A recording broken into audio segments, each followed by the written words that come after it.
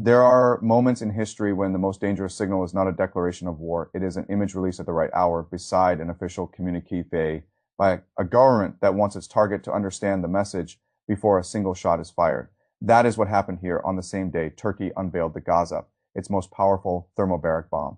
Ankara's foreign ministry issued an official communiqué describing Benjamin Netanyahu as the Hitler of our times. Not an anonymous leak, not a television pundit, not a party spokesman improvising for applause, an official state document on official letterhead issued by a NATO member with the alliance's second largest army paired in the same political moment with the public display of a bunker killing weapon. That is not a coincidence. That is not atmosphere. That is statecraft. Most people will misread this story because they will focus on the bomb by itself. They will ask whether Turkey is about to attack Israel, whether Erdogan is bluffing, whether this is only rhetoric for domestic consumption. Those are understandable questions, but they are not the real story. The real story is that Turkey just combined legal language, moral accusation, and military demonstration into a single signal. It did not merely insult Israel. It changed the cost map around Israel. That is the framework I want you to hold in your mind. As we go through this deterrence by demonstration, you do not always fire the weapon. Sometimes you show the weapon, define the target, issue the diplomatic charge, and make the other side calculate the next step under a new set of risks. Now consider what Turkey chose to show. The Gazap weighs roughly 970 kilograms, nearly a full ton. Turkish military sources presented it as capable of generating temperatures near 3,000 degrees Celsius and of destroying reinforced structures and bunkers at depths reaching 90 meters underground. A thermobaric weapon does not kill the way a conventional bomb kills. It disperses fuel, ignites the cloud, generates an extreme pressure wave, consumes oxygen, collapses lungs, burns through enclosed spaces, and turns shelter into a trap. The military point of such a weapon is not subtle. It is built for deeply protected targets and for environments where ordinary explosives are judged insufficient. So the question is obvious. Why present that weapon now? And why present it on the same day that your foreign ministry publishes a formal denunciation of the Israeli prime minister in language of maximal historical condemnation? Because the bomb is not just a weapon. In this context, it is a postal address. Turkey is telling Israel that the conversation has moved beyond ordinary protest. For months, the region has heard condemnations, resolutions, emergency summits, expressions of concern, and statements of outrage about Gaza. Most of those statements changed nothing. Ankara has now chosen to say something more dangerous if the war keeps expanding. If the architecture of force keeps replacing the architecture of law, Turkey is prepared to make itself part of the calculation in a harder way. Notice how carefully this is being done. Turkey did not declare war. Turkey did not announce imminent military action. Turkey did something more sophisticated.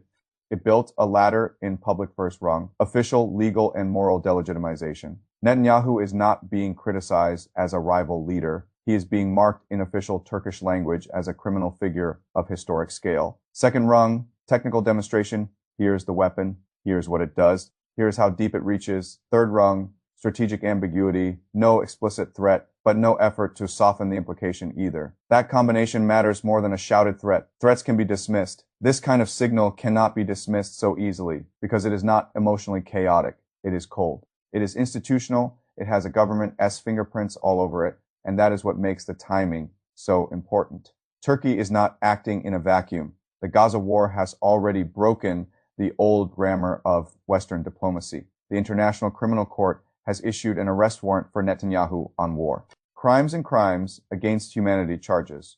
Turkey is a member of that legal universe. Ankara is also a NATO member, which means the same state that is embedded inside the Western security architecture is now publicly treating Israel not as a protected exception, but as a state whose leader can be named, framed, and pressured in the language of criminality. This is why the bomb reveal matters. It tells everyone in the region that Turkey is no longer speaking as a spectator.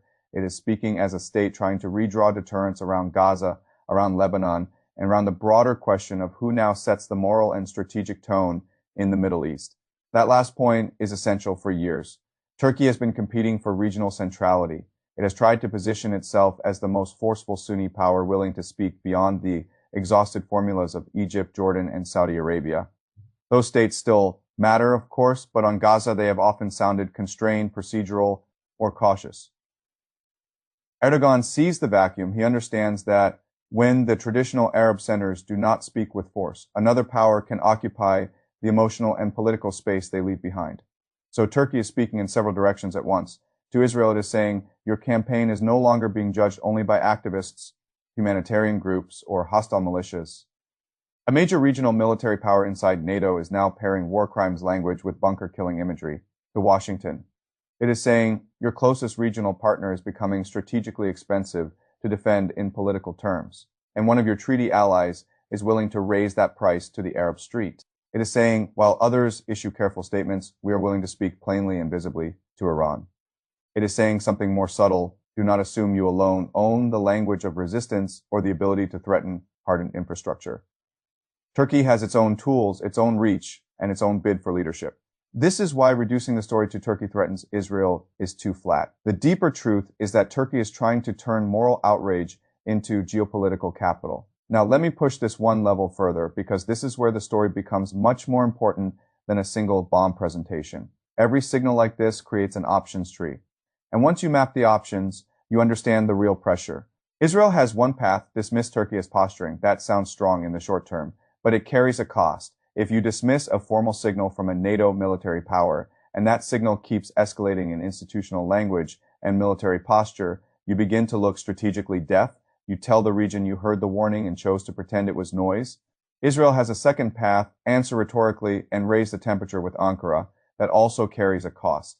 The confrontation stops being only about Gaza and becomes a direct dispute with a state that sits inside NATO, fields F-16s, operates close to the Eastern Mediterranean, and has made clear that it sees the regional war as touching Turkish interests. Israel has a third path: expand anyway and trust that Turkey will stop at signaling. That may be the most dangerous path of all, because deterrence by demonstration works precisely by making the other side guess wrong about where the line is.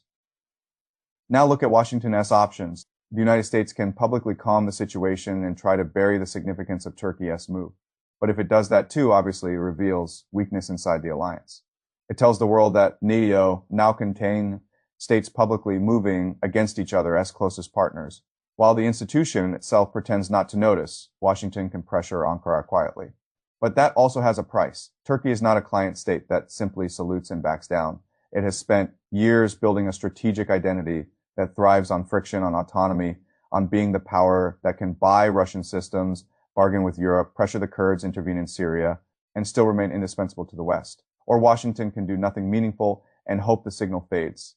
That may be the likeliest option, and in some ways the worst, because silence in moments like this does not freeze the board. It teaches everyone how much room exists for further moves. This is why I keep returning to the same point. The bomb itself is not the whole story. The story is the pairing, the stack, the signal architecture. An official communique brands Netanyahu in maximal historical terms. A thermobaric bunker killing weapon is put on display the same day. Technical details are highlighted, depth is highlighted, timing is highlighted. No declaration of war is issued, no need. The message has already been delivered, and because no war was declared, many Western institutions will try to treat the episode as marginal, a sideshow, and overexcited regional flourish. In my judgment, is a mistake. Power transitions inside regions often announce themselves like this, not first through invasions, but through changes in who is willing to speak hardest, who is willing to back words with visible capability, and who is willing to make law, morality, and force reinforce each other instead of living in separate compartments. Turkey is trying to become that actor. Whether it succeeds is another question. Ankara has limits, its economy is fragile, its relationships are contradictory. It competes with Iran in multiple theaters. It depends on Western systems while defying Western preferences. It wants NATO protection without full NATO discipline, all true. But none of that makes the signal unimportant in some ways. It makes it more important because middle powers become most dangerous when they believe a historical opening has appeared. And such an opening has appeared. Gaza has shattered the old language. The ICC warrant shattered the old legal shield. Western hesitation shattered the old aura of moral coherence into that gap steps Turkey, carrying a formal accusation in one hand and a bunker killing image in the other. That is why this story matters. It is not about whether the Gazap will be dropped tomorrow. It is about the fact that Turkey believes the region has entered a phase where showing a weapon and naming a target in the same diplomatic breath now yields more influence than another round of abstract concern. The old order used to tell the region that only a handful of states could set the ceiling of danger. That order is breaking down. Regional powers now see space to move, space to threaten, space to build audiences, space to turn moral fury into strategic leverage. And when that happens, the map changes faster than the headlines do. So when you look at this moment, do not ask only whether Turkey is bluffing. Ask the more important question. Why does Ankara believe that now is the right time to make a signal this sharp, this public? And this institutional, my answer is simple, because Turkey believes the region is entering a new deterrence era, one in which legal language alone no longer moves anybody, and military language alone is too risky. So it has fused the two. That is the real event. The bomb is not the story by itself. The communiqué fait is not the story by itself. The story is that a NATO state just put them together and expected the entire region to understand the sentence. And the most dangerous part is this. The region did.